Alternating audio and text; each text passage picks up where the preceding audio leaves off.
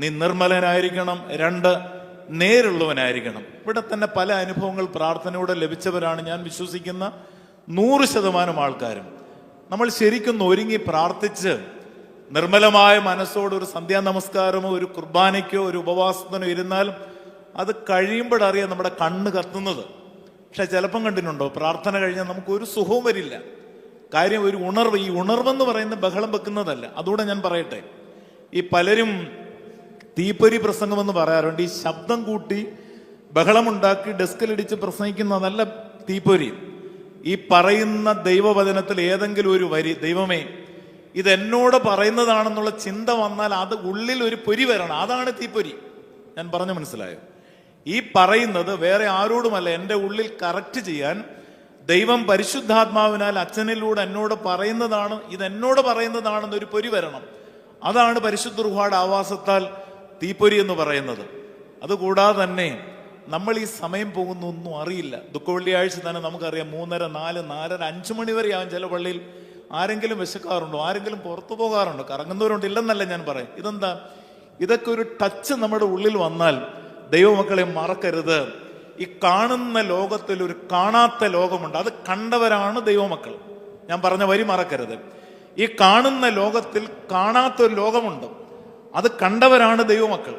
അതുകൊണ്ട് ദേവാലയത്തിൽ വരുന്ന ദൈവമക്കൾ ഓർക്കണം. ഇടയ്ക്ക് ഞാൻ വീണ്ടും പറഞ്ഞ വിഷയത്തിലേക്ക് വരട്ടെ.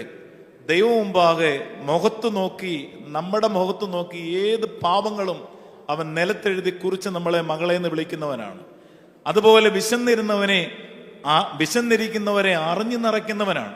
പിന്നീട് കഷ്ടപ്പെട്ട് മരത്തിൽ കയറിയ സക്കായി ഇഷ്ടപ്പെട്ട് വിളിച്ചവനാണ്. നിങ്ങൾ ഈ വരിയൊന്ന് പഠിക്കണേ. വിശന്നിരുന്നവനെ അറിഞ്ഞു നിറച്ചവൻ യേശു,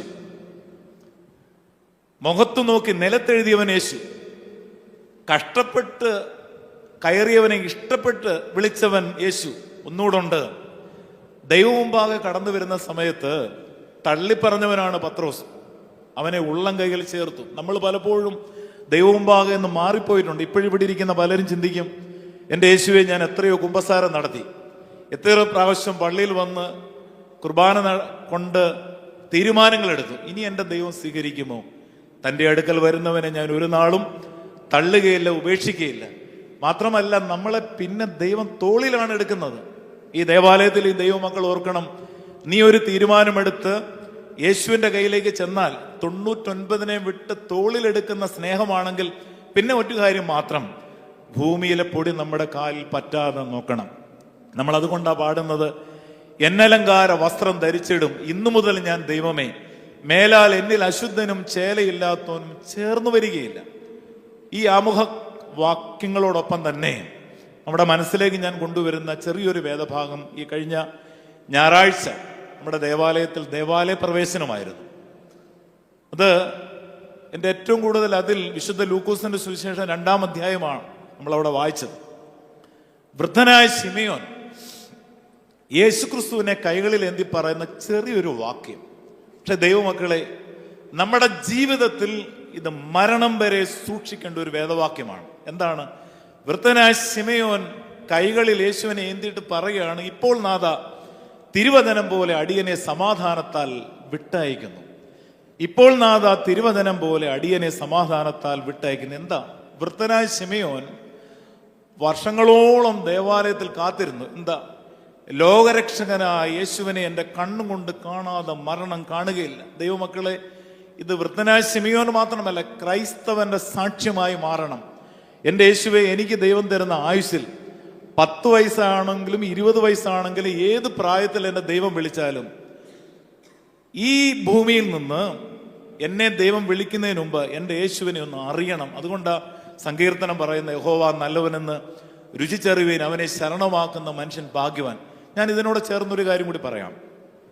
ഇന്ന് പത്രങ്ങൾ എടുത്തു നോക്കിയാലും ലോകരാഷ്ട്രങ്ങളെ നോക്കിയാലും നമുക്ക് പത്രങ്ങൾ വായിക്കാൻ ഭയമാണ്, ന്യൂസുകൾ അറിയുവാൻ നല്ല ഭയമുണ്ട്. ഇതെല്ലാം അറിയുമ്പോഴും നമ്മൾ പറയുന്ന ലോകം വഷളാണ്, ഒരുപാട് അക്രമങ്ങളും കൊലപാതകങ്ങളും പ്രിയമുള്ളവരെ കണ്ടും കേട്ടും മടുത്തു. പക്ഷെ നമ്മൾ അതുപോലെ വിശ്വസിക്കണം. ഇതെല്ലാം നടക്കുമ്പോഴും ഇന്നും എല്ലാ സഭകളിലും എല്ലാ മതങ്ങളിലും ആരും അറിയാതെ നിശബ്ദമായി നന്നായി പ്രാർത്ഥിക്കുന്ന ധാരാളം ഭക്തർ ഈ ലോകത്തുണ്ട്. അതെല്ലാ മതങ്ങളിലുമുണ്ട്, എല്ലാ സഭകളിലുമുണ്ട്. ഈ എൻ്റെ മുമ്പിലിരിക്കുന്ന പരുമല ദേവാലയത്തിലിരിക്കുന്ന ഇതിലും എത്രയോ പേര് ആരും അറിയാതെ, എന്നെ ആരും അറിയണമെന്നില്ല, എനിക്ക് ആരുടെയും പേരും പ്രശസ്തിയും വേണ്ട. പക്ഷെ ഒരു കാര്യം മാത്രം, ദൈവമേ, എന്നെ ദൈവം വിളിക്കുന്നതിന് മുമ്പ് എൻ്റെ യേശുവിനെ എനിക്കൊന്ന് അറിയണം, എൻ്റെ യേശുവിനെ ഒന്ന് രുചിച്ചറിയണം. അത് മാത്രം മതി പ്രിയമുള്ളവരെ. നമ്മൾ ഈ ഒരുപാട് വിഷയങ്ങളൊന്നും ദൈവമുമ്പാകെ എഴുതിയൊന്നും കൊടുക്കേണ്ട. ദൈവം പൊട്ടനൊന്നുമല്ല. അതുകൊണ്ടല്ലേ മാരാമൺ കൺവെൻഷൻ എനിക്ക് ഇഷ്ടമുള്ള ഒരു പാട്ടുണ്ട്, നന്മയൊന്നും മുടക്കുകയില്ല നേരായി നടപ്പവർക്ക്. നമ്മൾ ഈ വരികളൊക്കെ സാംശീകരിച്ച് പഠിക്കണം. നന്മയൊന്നും മുടക്കുകയില്ല നേരായി നടപ്പവർക്ക്. നേരെ മര്യാദയ്ക്ക് നടന്നാൽ മതി. നമ്മുടെ ആവശ്യങ്ങളെല്ലാം കൃത്യമായിട്ടും അറിയും. അത് വ്യക്തമായി നമ്മൾ തിരിച്ചറിയണം. ഇവിടെ വൃദ്ധനായ ശിമിയോൻ കാത്തിരുന്നത് എന്താ? The victory over self and the victory over circumstances. സ്വയത്തെയും സാഹചര്യത്തെയും അതിജീവിക്കുന്ന സ്വർഗീയ ചിന്ത. പലപ്പോഴും സഹോദരങ്ങളെ, നമുക്ക് എവിടെ പാളിച്ച പറ്റുന്നതെന്ന് അറിയാമോ? ഞാൻ എഴുതി ഒപ്പിട്ട് തരാം. നമ്മുടെ പ്രാർത്ഥന ദൈവം കേൾക്കാത്തത്, വ്യക്തമായി പറഞ്ഞാൽ നമ്മുടെ പ്രാർത്ഥന സ്വാർത്ഥതയാണ്. അതിൽ യാതൊരു കടപ്പാടും ആരോടുമില്ല. നമ്മൾ ഈ പ്രാർത്ഥിക്കുന്നതിന് മുമ്പ് ഈ ഗിരിപ്രഭാഷണം, സെർമൺ ഓൺ ദി മൗണ്ട്, അതുപോലെ 10 കൽപ്പനകളൊക്കെ ശരിക്കൊന്ന് മനസ്സിലാക്കുക. നിന്നെ പോലെ നിന്റെ അയൽക്കാരനെ സ്നേഹിക്കണം, നിന്റെ അപ്പനെ അമ്മയും ബഹുമാനിക്കണം, കൊല ചെയ്യരുത്, മോഷ്ടിക്കരുത്. വീണ്ടും ഗിരിപ്രഭാഷണത്തിൽ കുറെ ഭാഗ്യവാന്മാരെ കുറിച്ച് പറയുന്നു. എന്താ? ആത്മാവിൽ ദാരിദ്ര്യമുള്ളവർ, ദുഃഖിച്ചിരിക്കുന്നവർ, കരുണയുള്ളവർ, സൗമ്യതയുള്ളവർ. പക്ഷെ എനിക്ക് ഏറ്റവും ഇഷ്ടപ്പെട്ട വരി അതിന്റെ അവസാനമാണ്. എന്റെ നിമിത്തം സകലരും നിങ്ങളെ ദുഷിച്ചു പറയുമ്പോൾ നിങ്ങൾ ഭാഗ്യവാന്മാർ. പലപ്പോഴും നമ്മുടെ പ്രാർത്ഥന കേൾക്കാത്തത് നമുക്ക് എൻ്റെ ഭാര്യ, എൻ്റെ ഭർത്താവ്, എൻ്റെ മക്കൾ, ഈ ചിന്ത മാത്രമേ ഉള്ളൂ. നമുക്ക് ഒരുപാട് പഠിത്തമുണ്ട്, ഒരുപാട് സൗകര്യമുണ്ട്, ഒരുപാട് സാഹചര്യങ്ങളുണ്ട്. ആർക്കാരോടെ കടപ്പാടുണ്ട്? മനസാക്ഷി നോക്കി. അതുകൊണ്ടാണ് ഞാൻ പറയട്ടെ, പകുതിയും നമ്മുടെ പ്രാർത്ഥന തടഞ്ഞു പോകുന്നത്. യേശുക്രിസ്തുവിന് ഈ പുരുഷാരം മുഴുവൻ ഇരിക്കുമ്പോൾ ഇത്രയും പേർക്ക്, പുരുഷന്മാർ തന്നെ 5000 ഉണ്ടായിരുന്നു. 3 ദിവസമായിട്ടിരിക്കുക. ശിഷ്യന്മാർ ടാസ്ക് പറഞ്ഞു, ഇവർക്ക് ഇത്രയും പേർക്ക് ആഹാരം കൊടുക്കാൻ നമ്മുടെ മക്കളില്ല. പക്ഷെ യേശു പറഞ്ഞു, അവരെ വിടരുത്. ദൈവമക്കൾ, ഈ ഒരു റിസ്ക് എന്ന് പറയുന്നത്, ഞാൻ അതിനാ പറഞ്ഞത്, കഷ്ടപ്പെട്ടാൽ ദൈവം ഇഷ്ടപ്പെടും. ഞാൻ എപ്പോഴും പറയാറുണ്ട്, 2 കൂട്ടരെയാണ് യേശുവിന് ഇഷ്ടം. ആരെയാണെന്ന് അറിയാമോ? 1 അധ്വാനിക്കുന്നവരും ഭാരം ചുമക്കുന്നവരും, 2 ശിശുക്കളെ. ഈ 2 കൂട്ടർ എൻ്റെ അടുക്കൽ വരാനാ പറയുന്നത്. പൈതങ്ങളെ എൻ്റെ അടുക്കൽ വരുവീൻ, അധ്വാനിക്കുന്നവരും ഭാരം ചുമക്കുന്നവരുമേ നിങ്ങൾ എൻ്റെ അടുക്കൽ വരുവീൻ. ഞാൻ കൃത്യമായി പറയട്ടെ, നമ്മുടെ 90% പേരുടെയും പ്രാർത്ഥന ദൈവം കേൾക്കാത്തതിന്റെ മെയിൻ കാരണം നമ്മുടെ പ്രാർത്ഥന മുഴുവൻ സെൽഫിഷാണ്. Prayers means others. ഇവിടെ വൃദ്ധനായ ശിമിയോൻ, the victory over self and victory over circumstances, സ്വയത്തെയും സാഹചര്യത്തെയും, അതായത് ലോകരക്ഷകനെ എൻ്റെ കണ്ണും കൊണ്ട് കാണും മുന്നമേ മരണം ഞാൻ കാണുകയില്ല. എൻ്റെ രക്ഷകനെ വേണ്ട. നമ്മുടെ കുർബാന തന്നെ നോക്കിയേ. ഒരിക്കലും കുർബാനയിൽ 13 ക്രമങ്ങൾ വൈദികർ മാറി മാറി ചൊല്ലും. ഏതെങ്കിലും ക്രമത്തിൽ ഒരു അച്ഛൻ്റെ ഭാര്യയുടെ പേരോ മക്കളുടെ പേരോ എടുത്ത് ചൊല്ലാറുണ്ടോ? എഴുതി കൊടുക്കുന്ന പേരുകൾ ഹൈമിനിക്കാൻ നിലത്തിട്ട് മുട്ടുകുത്തി യാചിക്കേണ്ട സമയത്ത് വരയ്ക്കാറുണ്ട്. അത് അച്ഛൻ്റെ കുടുംബത്തിനായാലും ഇടവക വിശ്വാസികളുടെ പേരിൽ തുയോബ, ഇതെല്ലാം രഹസ്യമാണ്. പക്ഷെ പരസ്യമായിട്ട് വ്യക്തിപൂജകൾ നമ്മുടെ സഭയിലില്ല. എന്നാൽ അവിടെ പുരോഹിതൻ അവസാനം ഒരു കാല് താഴോട്ട് വെച്ചിട്ട് പറയുന്നുണ്ട്, ഞാനോ ബലഹീനനും പാപിയുമായ ദാസൻ, നിങ്ങൾ എനിക്ക് വേണ്ടി പ്രാർത്ഥിക്കണം. അവിടെയും നമ്മൾ അച്ഛാ പ്രാർത്ഥിക്കുക എന്നല്ല പറയുന്നത്. കർത്താവ് അവിടുത്തെ കുർബാന അംഗീകരിക്കുകയും അവിടുത്തെ പ്രാർത്ഥനകളാൽ ഞങ്ങളെ സഹായിക്കുകയും ചെയ്യട്ടെ. അതുകൊണ്ട് സഹോദരങ്ങളെ, 2025 ജനുവരി മാസം തുടങ്ങിയിട്ടേ ഉള്ളൂ. നമ്മൾ ഓർക്കണം, ഇന്നു മുതൽ പരുമലയിൽ വന്ന് ഒരു തീരുമാനമെടുക്കണം. പരുമല തിരുമേനി ഉദരരോഗിയായിട്ടാണ് കാലം ചെയ്യുന്നത്. എത്രമാത്രം ഉപവസിച്ചു, സ്വയമേ പട്ടിണി കിടന്ന് സഭയ്ക്ക് വേണ്ടി ത്യാഗം സഹിച്ച് മറ്റുള്ളവന്റെ കണ്ണുനീരൊപ്പി ഒരു മെഴുകുതിരി പോലെ ഉരുകി മാറിയെങ്കിൽ നമ്മളെ പരുമലയിൽ വിളിച്ചിരിക്കുന്നത് നമ്മുടെ വയറ് നിറയ്ക്കാനും നമ്മുടെ വീട് വലുതാക്കാനും നമ്മുടെ മക്കൾ മാത്രം വളരാനുമാണെങ്കിൽ ഇത് എപ്പിക്യൂറിയം ഫിലോസഫിയാണ്. തിന്നുക, കുടിക്കുക, ആനന്ദിക്കുക, നാളെ ചാകും. ഇത് ജഡീക മനുഷ്യന്റെ സ്വഭാവമാണ്. വീണ്ടും മാതൃത്വം പാവമാണ്, കുടുംബം ബന്ധനമാണ്, കുഞ്ഞുങ്ങൾ ശല്യമാണെന്ന മറ്റൊരു പ്രതിജ്ഞയുമുണ്ട്. ഇതിനല്ല നമ്മളെ ദൈവം വിളിച്ചിരിക്കുന്നത്. ഇപ്പോൾ നാഥ തിരുവചനം പോലെ അടിയനെ സമാധാനത്താൽ വിട്ടയക്കുന്നു. പലരും ചിന്തിക്കാറുണ്ട്, അച്ഛാ എന്നെ പെട്ടെന്ന് ദൈവം വിളിച്ചാൽ, അതായത് മരിച്ചാൽ, എൻ്റെ ഭാര്യ, എൻ്റെ ഭർത്താവ്, എൻ്റെ മക്കളുടെ കാര്യം എന്താവും? പ്രിയമുള്ളവരെ, അങ്ങനെ ചിന്തിക്കരുത്. ഞാൻ നട്ടു, അപ്പല്ലോസ് നനച്ചു, ദൈവം അത്രേ വളരുമാറാക്കുന്നത്. മൂവാറ്റുപുഴയ്ക്ക് അടുത്തൊരു ഫാമിലി എനിക്കറിയാം. അപ്പനും അമ്മയും 4 പെൺമക്കളും. ഈ പെൺമക്കൾ വളർന്ന് മൂത്ത മകൾ ഡിഗ്രി പ്രായമായപ്പോഴേക്കും അപ്പനും അമ്മയും ആക്സിഡന്റിൽ മരിച്ചു. അടക്കത്തിന് ഞാനും പോയിരുന്നു, കത്തോലിക്ക സഭയിലെയാണ്. പക്ഷേ ഏതാണ്ട് 21 വർഷം മുമ്പാണ്. അന്ന് ആ നാട്ടിലുള്ളവരെല്ലാം വിലയിട്ടു, ഈ 4 പെൺകുട്ടികളല്ലേ, ഈ കുഞ്ഞുങ്ങളുടെ കാര്യം എങ്ങനെയാകും, അവർ വഴിതെറ്റി പോകുമോ, അവരുടെ ജീവിതം എങ്ങനെയാകും. പക്ഷെ ഞാൻ ആലോചിക്കുക, 3 കുഞ്ഞുങ്ങളും വളരെ ഭംഗിയായി അവരുടെ വിവാഹം കഴിഞ്ഞ് ആത്മനിറവിൽ ജീവിക്കുന്നു. ഇളയ മകൾ മാത്രം പഠിച്ചുകൊണ്ടിരിക്കുന്നു. പ്രിയമുള്ളവർ, ഇതൊക്കെ ദൈവം കാണുന്നുണ്ട്. അതുകൊണ്ട് ഈ വെറുതെ ആവശ്യമില്ലാത്ത ആകുലതകളുമായിട്ടല്ല ഇവിടെ ജീവിക്കേണ്ടത്. ഏത് പ്രായത്തിൽ എൻ്റെ ദൈവം വിളിച്ചാലും നമ്മുടെ മരണമെന്ന് പറയുന്ന ഒരു സമാധാനമാണ്. അതുകൊണ്ട് വൈദികരുടെ അടക്കത്തിനൊക്കെ പറയുന്നുണ്ടല്ലോ, വൈദിക ശ്രേഷ്ഠ പുരോഹിത സമാധാനത്താൽ പോകുക, ശ്രേഷ്ഠ പുരോഹിത സമാധാനത്താൽ പോകുക. മാത്രമല്ല, നമ്മളൊക്കെ പ്രാർത്ഥിക്കുന്ന പിതാക്കന്മാരുടെ ഒരു പ്രാർത്ഥനയുണ്ട്, ഞങ്ങളുടെ മരണനാഴികയിലും ദൈവം തമ്പുരാനോട് അപേക്ഷിച്ചു കൊള്ളണമേ. അതാ കൃപ നിറഞ്ഞ മറിയാമയിൽ ആ ഒരു പ്രാർത്ഥന ചേർത്തിരിക്കുന്നത്. ഇപ്പം പലരും ഈ സ്വർഗസ്ഥനായ പിതാവേയും കൃപ നിറഞ്ഞ മറിയാമേ എന്നുള്ള പ്രാർത്ഥനയൊക്കെ ചൊല്ലാൻ പലർക്കും മടിയാണ്. ക്രൈസ്തവർ തന്നെ പല വിഭാഗങ്ങൾ ഇതിനെ വന്ന് വിലക്കുക. എന്നെ വിട്ടുതരമാ. നോക്കിയേ, സ്വർഗസ്ഥനായ പിതാവേ എന്നുള്ള പ്രാർത്ഥന യേശു ക്രിസ്തു ദൈവികമായി തന്ന പ്രാർത്ഥനയില്ലേ? കൃപ നിറഞ്ഞ മറിയാമേ, കന്യക മറിയാമിനോട് മാലാഖമെന്ന് പറയുന്ന തിരുവചന വാക്യമില്ല. അതിനകത്ത് ഒരു വരി മാത്രമേ എക്സ്ട്രാ ചേർന്നിട്ടുള്ളൂ. എന്താണ്? ഞങ്ങളുടെ മരണനാഴികയിലും ദൈവം തമ്പുരാനോട് അപേക്ഷിച്ചു കൊള്ളണമേ, ആമീൻ. പിതാക്കന്മാർ പറയാറുണ്ട്, കുഞ്ഞെ, ഒരിക്കലും മരണം നിന്നെ ഒരുക്കമില്ലാത്തവനായി കണ്ടുമുട്ടരുത്. നമ്മുടെ മാതാപിതാക്കളെയൊക്കെ നോക്കി 80, 90, 100 വയസ്സ് ഇരുന്ന അവരുടെ മുഖത്ത് തന്നെ തേജസ്സാണ്. ഒരു കാര്യം പറയുന്നത് എന്താണെന്നറിയുമോ? എന്നെ ഇപ്പം ദൈവം വിളിച്ചാലും എനിക്കൊരു പ്രയാസവുമില്ല. കാരണം ഞാൻ എൻ്റെ കുഞ്ഞുങ്ങൾക്ക് ചില തിരികൾ കാണിച്ചു കൊടുത്തു. 1, പള്ളിയിൽ പോകാൻ, നന്നായി തിരുവചനം പഠിക്കുവാൻ, 3, ധാർമ്മികത, 4, നോമ്പ് ഉപവാസം. അത് കണ്ടല്ലേ അവർ അനുഭവിച്ച വെയിലാണ് നമ്മൾ അനുഭവിക്കുന്ന തണലെന്ന് മറക്കരുത്. എന്നാൽ ഇന്നത്തെ തലമുറയ്ക്ക് ഈ കുഞ്ഞുങ്ങൾക്ക് നമ്മൾ എന്താണ് പറഞ്ഞു കൊടുക്കുന്നത്? എന്ത് മാർഗം കൊടുത്തിട്ടാണ് ഈ ഭൂമി വിട്ടു പോകുന്നത്? വൃദ്ധനായ ശിമിയോൻ പറഞ്ഞു, ഇപ്പോൾ നാഥ തിരുവചനം പോലെ അടിയനെ സമാധാനത്താൽ വിട്ടയക്കുന്നു. ലോകത്തിന്റെ മുഴുവൻ രക്ഷകനെ എൻ്റെ കണ്ണുകൊണ്ട് കാണണം. ദൈവമക്കളെ, ചോദിക്കട്ടെ, പൂർവ്വകാലങ്ങളിൽ നമ്മുടെയൊക്കെ ഭവനത്തിൽ ഗേറ്റില്ല, മതിലില്ല, വലിയ സൗകര്യമില്ല. 2, 3 മുറിയുള്ള ഭവനത്തിൽ താക്കോലില്ലാതെ പട്ടിണി കിടന്നും അതിഥികളെ വീട്ടിൽ വരുത്തി ഭക്ഷണം കൊടുത്ത് 2, 3 ദിവസം താമസിപ്പിച്ചിട്ട് പോകുന്ന സമയത്ത് കണ്ണു നിറഞ്ഞിട്ട് ചോദിക്കും, ഇനി എന്നാണ് വരുന്നത്? അന്ന് ഗസ്റ്റ് റൂമില്ല, പക്ഷെ ഗസ്റ്റ് ഉണ്ട്. ആഹാരമില്ല, പക്ഷെ നമ്മൾ അവരെ വീട്ടിലിരുത്തും, കൊട മാറ്റി വെക്കും, പേഴ്സ് മാറ്റി വെക്കും, നമുക്കൊരു സന്തോഷമാണ്. ഇന്നാണെങ്കിലോ 22 മുറിയും 32 താക്കോലും വലിയൊരു മതിലും അതിനേക്കാൾ വലിയൊരു ഗേറ്റും വാലില്ലാത്ത പട്ടിയും, ചത്തിരുന്നാൽ പോലും ആരും കാണില്ല. എവിടെയാണ് നമ്മുടെ ജീവിതം? മനുഷ്യനാണോ മൃഗങ്ങളാണോ? തിരുവചനം പറയുന്നുണ്ട്, മാനത്തോടിരിക്കുന്ന മനുഷ്യൻ വിവേകീനായാൽ നശിച്ചുപോകുന്ന മൃഗത്തിന് തുല്യനത്രയും. ക്രൈസ്തവർക്കൊരു സാക്ഷ്യമുണ്ട്, നീ ഉരുകി മാറണം. അതുകൊണ്ടാണ് നമ്മുടെ അനേക പാട്ടുകളിൽ നീ പ്രകാശിച്ചിട്ട് മറ്റുള്ളവർക്ക്, നീ ഉരുകി മറ്റുള്ളവർക്ക് പ്രകാശമായി മാറണം. ദൈവമക്കളെ, നമ്മുടെ മക്കളുടെ കാര്യം നമ്മളൊന്നും ചിന്തിക്കുന്ന റൂട്ടിൽ വരില്ല. ചിലപ്പം മക്കളൊക്കെ പഠിപ്പിച്ച് നല്ല ഡിഗ്രി എടുത്ത് നല്ല ഉന്നത സ്ഥാനങ്ങൾ കൊണ്ട് എത്തിക്കാൻ പറ്റും.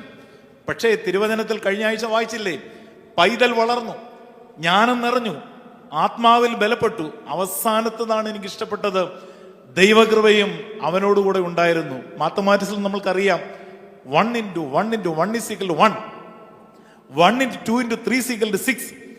പക്ഷെ ഇതിന്റെ ഇടയ്ക്ക് ഒരു 0 വന്നാൽ നീ എന്തെല്ലാം എഴുതി കൂട്ടിയാലും ദൈവകൃപ ഇല്ലെങ്കിൽ, നിന്റെ കുഞ്ഞായാലും നിന്റെ കുടുംബമായാലും ദൈവകൃപ ഇല്ലെങ്കിൽ അത് നശിച്ചുപോകും. അതുകൊണ്ട് എല്ലാ സഭകളും പാടുന്നുണ്ടല്ലോ, ദൈവകൃപയിൽ ഞാൻ ആശ്രയിച്ച് അവൻ വഴികളെ ഞാൻ അറിഞ്ഞ് അനുഗമിക്കും. ദൈവത്തിന്റെ വഴികളിലൂടെ പോയി ഏത് പ്രായത്തിൽ ദൈവം വിളിച്ചാൽ ഇപ്പോഴും എനിക്ക് പലരെ ഞാൻ ശ്രദ്ധിക്കാറുണ്ട്. വലിയ പഠിത്തമില്ല, വലിയ സൗന്ദര്യമില്ല, പക്ഷെ ദേവാലയത്തിലൊക്കെ വന്ന് ആ കുർബാന നടക്കുമ്പോഴും അതുപോലെ തന്നെ പ്രാർത്ഥനയോഗങ്ങളിൽ വളരെ നിഷ്ഠയായി വന്ന് ആ കാണിക്കുന്ന ഒരു പ്രകാശം പ്രിയമുള്ളവരെ കണ്ടുപഠിച്ചിട്ടുണ്ട്. ഞങ്ങൾ ഈ വൈദികരൊക്കെ ഈ ഒരു ഫീൽഡിലേക്ക് വന്നത് തിരുമേനിമാരും വൈദികരോടൊപ്പം തന്നെ പലപ്പോഴും തിരുമേനിമാരുടെ ജീവിതവും വൈദികരുടെ ജീവിതവും ഒക്കെ കണ്ട് സ്വാധീനിച്ചിട്ടുണ്ട്.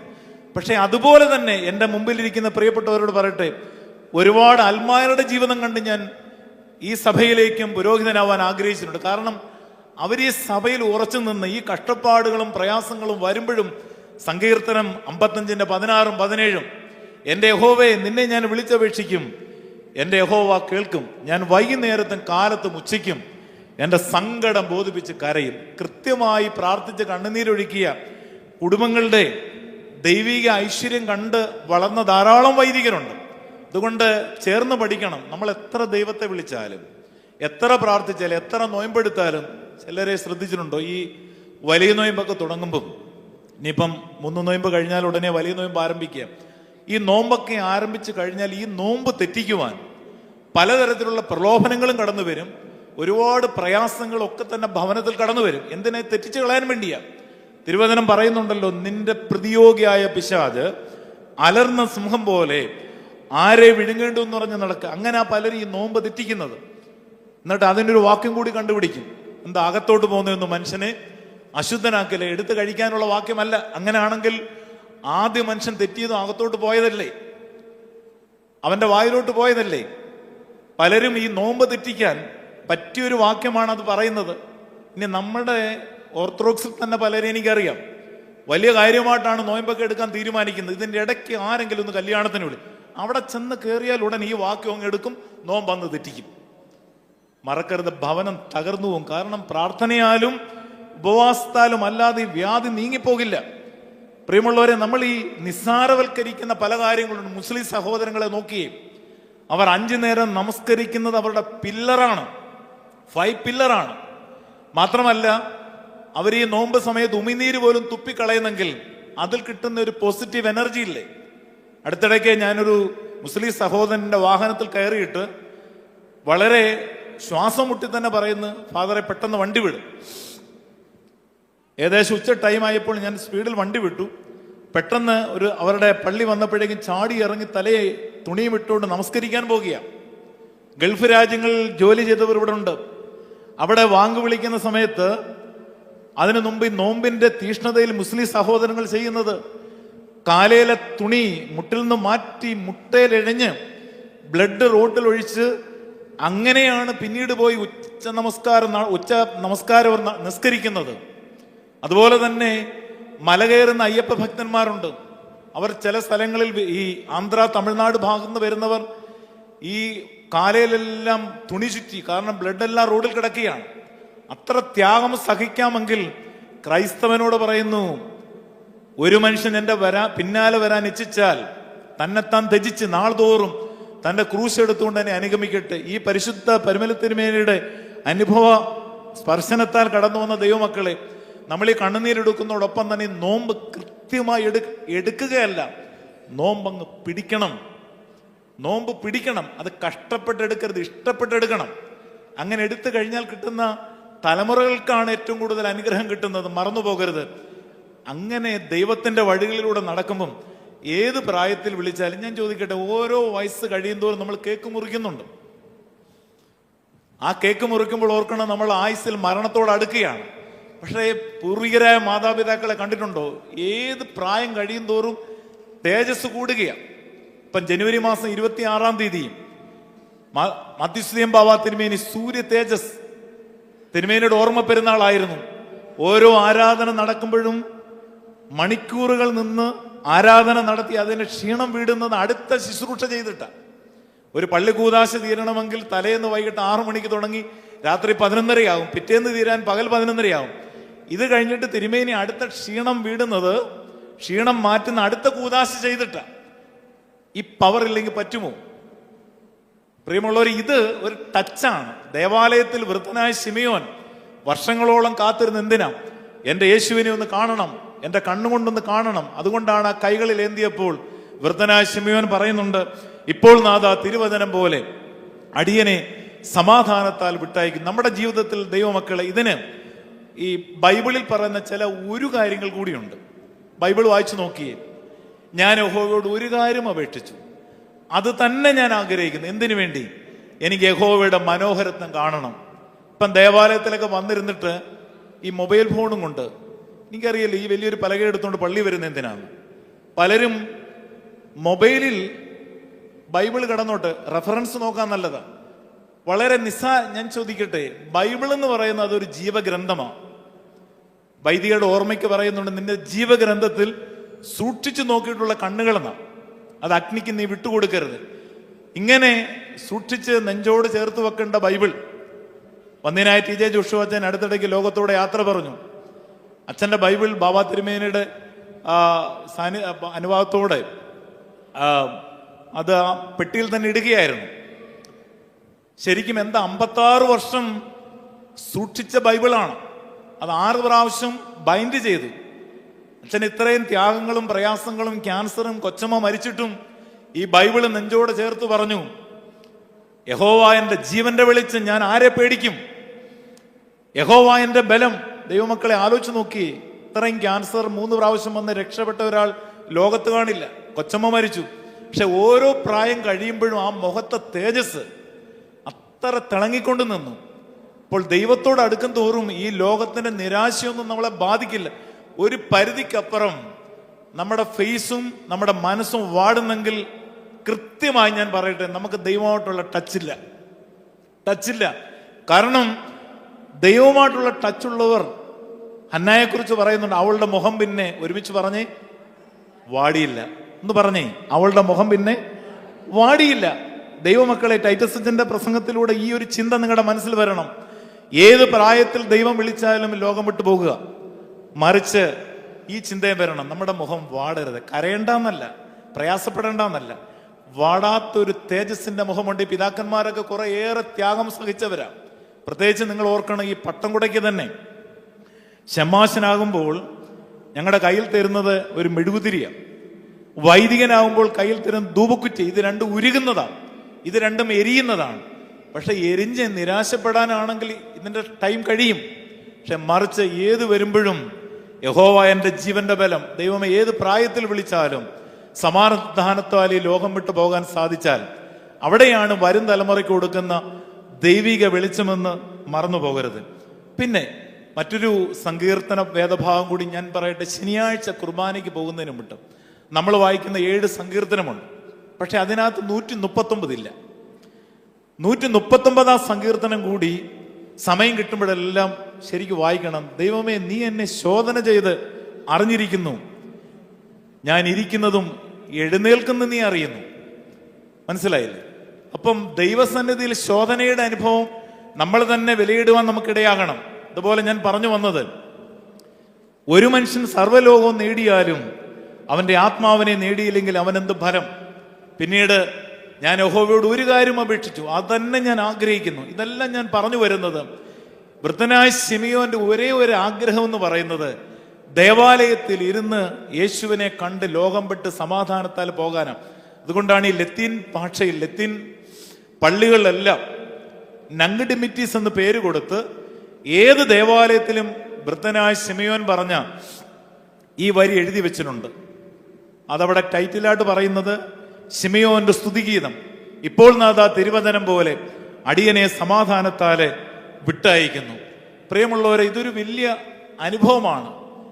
നമ്മളെ ഈ ലോകം വിട്ടു പോകുന്നതിന് മുമ്പ് സമാധാനത്താലുള്ളൊരു യാത്ര. സഭാപ്രസംഗിയിൽ പറയുന്നുണ്ട്, ഒരു മനുഷ്യൻ 100 മക്കളെ ജനിപ്പിച്ചിട്ടും ഏറെക്കാലം ഭൂമിയിൽ ജീവിച്ചിരുന്നാലും ശരിയായ ഒരു സംസ്കാരം ലഭിച്ചില്ലെങ്കിൽ ഉള്ളിൽ വെച്ച് കുഞ്ഞു മരിച്ചുപോയ തള്ളയ്ക്ക് തുല്യമാണെന്ന്. അപ്പോൾ ഈ സമാധാനത്തിന്റെ ഒരു യാത്ര നമുക്ക് കിട്ടുവാൻ ഇടയാകട്ടെ.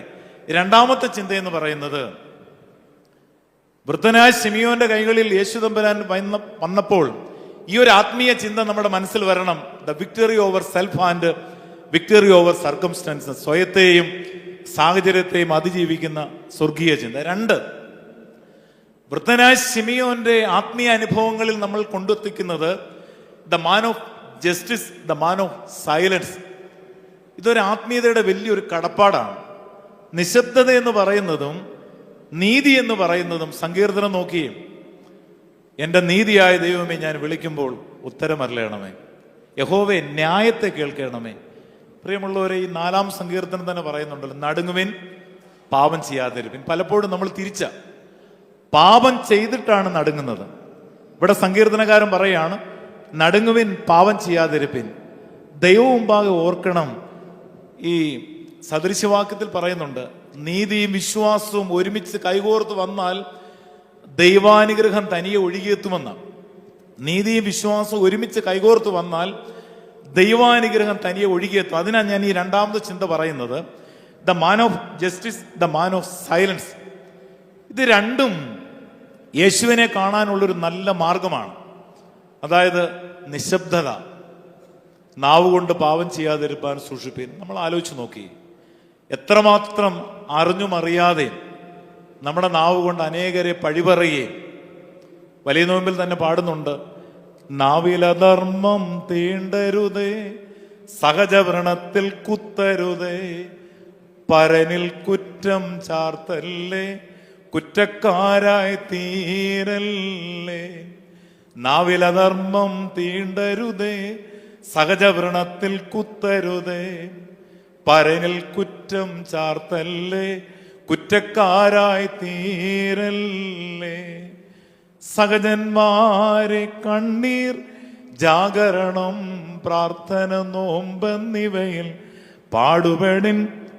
തന്മൂലം നാമീറേ ദൂതന്മാർ ഇഷ്ടന്മാരായി സ്വർഗം നേടിയിടും. സഹജന്മാരെ കണ്ണീർ, ജാഗരണം, പ്രാർത്ഥന, നോമ്പെന്നിവയിൽ.